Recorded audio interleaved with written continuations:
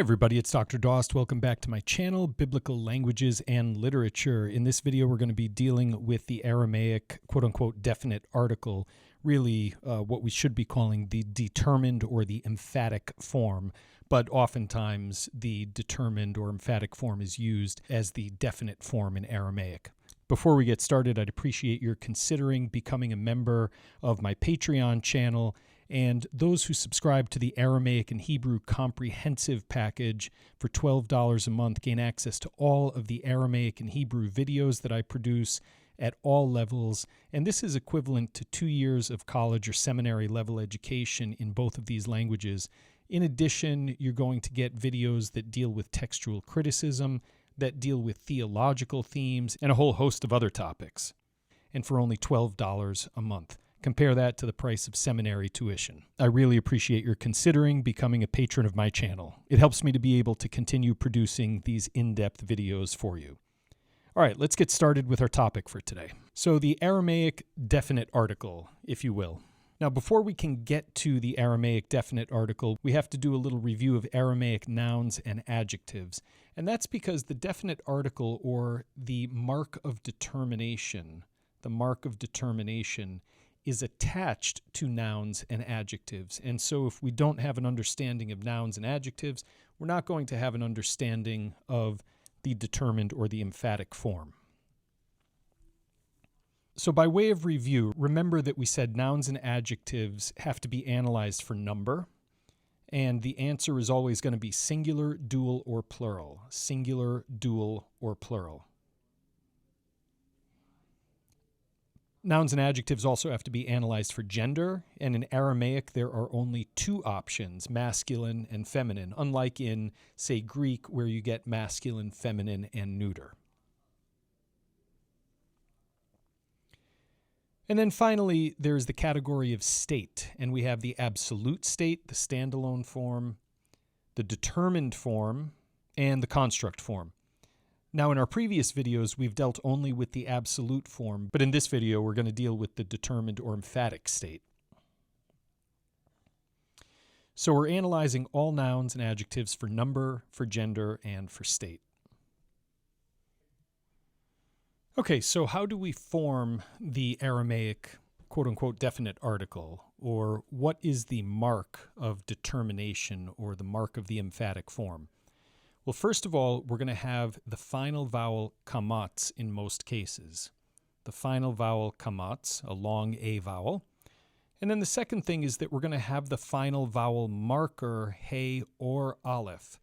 So in Hebrew, the definite article is written as a hey, unless it's preceded by a prefix. But in Aramaic, in biblical Aramaic anyway, the mark of determination can be a hey or an aleph. We will see examples of both right within Daniel chapter 2. Okay, so to illustrate how this works, let's take the masculine singular absolute noun melech, melech. Now remember that melech can mean king, it can mean a king. And let's put it into the masculine singular determined form, or the masculine singular emphatic form. Now, in the determined form, melech becomes malka, malka. And so we see the final kamat and the final aleph. And that is the mark of determination. And so malka, typically it will be translated the king, the king. That's going to be the most common translation. However, the first form in the Hebrew Bible of malka actually means O king.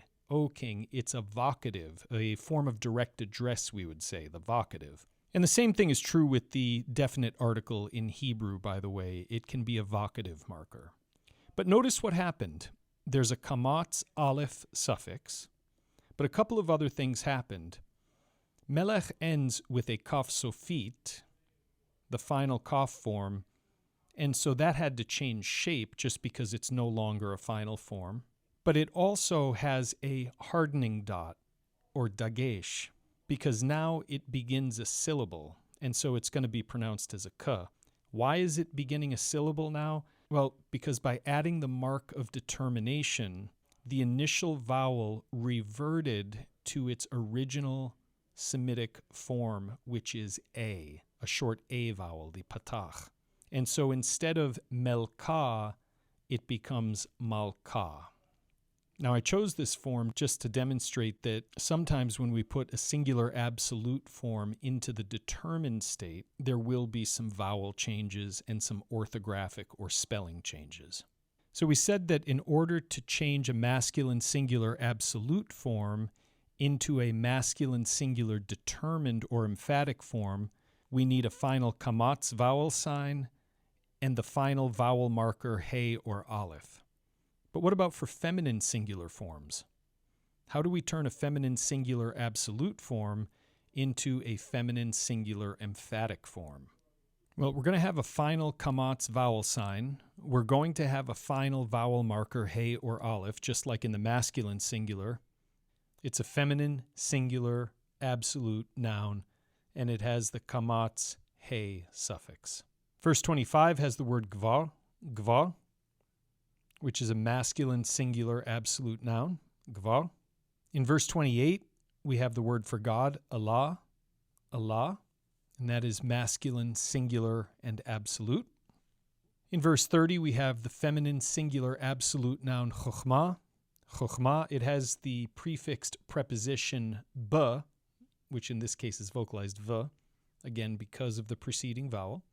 The chokhmah means with wisdom, or by wisdom. In verse 31, we have a string of masculine singular absolute nouns and adjectives. Tzleim, which means image, is a masculine singular absolute noun. Chad is the masculine singular adjective, meaning one. This is actually a case where it could be translated as an indefinite article. So tzleim chad, an image. And then sagi, which means great. So tzleim chad sagi, one great image or a great image. The word rav is a masculine singular absolute adjective, meaning great. Yatir is a masculine singular absolute adjective, which can mean exceeding. In verse 32, we have dahav, which means gold, masculine singular absolute noun, followed by the masculine singular absolute adjective tav, which usually means good, but in this case we would say fine gold as opposed to good gold. Dahav tav. And then below that we have ksaf, which here is vocalized as chesaf because of the preceding vowel in D. Chesaf, silver. And nechash, which means bronze. Below that, in verse 33, we have farzel, and that's going to mean iron.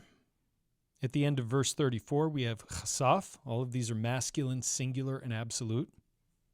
In verse 34, we have the word even, which, even though it lacks the kamatz he or kamatz aleph suffix, is feminine, singular, and absolute, and that means stone.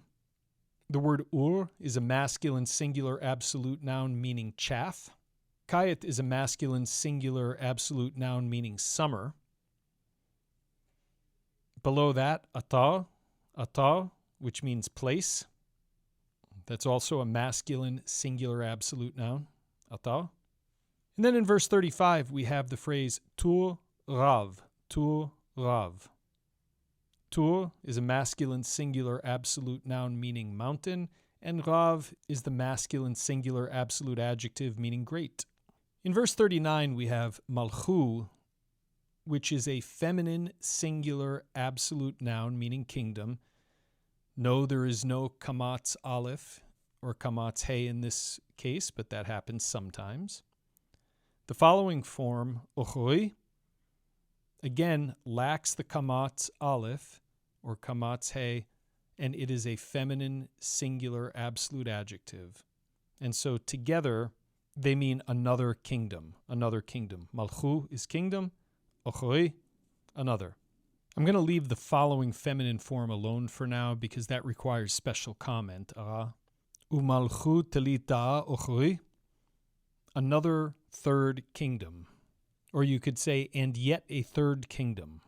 We have a Kori Kativ issue here. Again, I said I'd deal with those separately in another video. In verse 40, we have Umalchu Revi'ah, a fourth kingdom, takifa. These are all feminine, singular, and absolute. Takifa, same thing, which means strong. We see the kamathe suffix here. Just a few more. The form chasaf is a masculine, singular, absolute noun, meaning clay.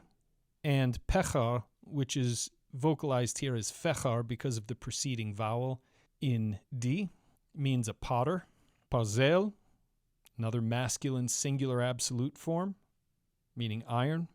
Malchu fliga means a divided kingdom, a divided kingdom. These are masculine, these are feminine, singular, and absolute. Fliga is technically not an adjective, it's a passive participle, but passive participles are forms that often serve as adjectives, and so I included it here. Malchu fliga, a divided kingdom. In verse 44, we have malchu again, and then the masculine forms am ochran, another people, another people. Am is a masculine, singular, absolute noun, and ochran is a masculine, singular, absolute adjective. We have the masculine, singular, absolute phrase Ela Rav, great God, in verse 45. And we also have the form yatziv, which we said means certain. And we said all of these are masculine, singular, and absolute. In verse 46, we have the word mincha, which means an offering. And in verse 47, we have the form kshot, which is a masculine, singular, absolute noun meaning truth. All right, that does it for this video. In the next video, it'll be the second part of our discussion of the determined forms, the masculine singular determined forms and the feminine singular determined forms in Daniel chapter 2. And we'll also spend some time looking at these forms in the manuscript of the Leningrad Codex. If you have any comments or questions, please be sure to post them, and I'll get back to you as quickly as I can. Thanks for supporting my channel. See you next time.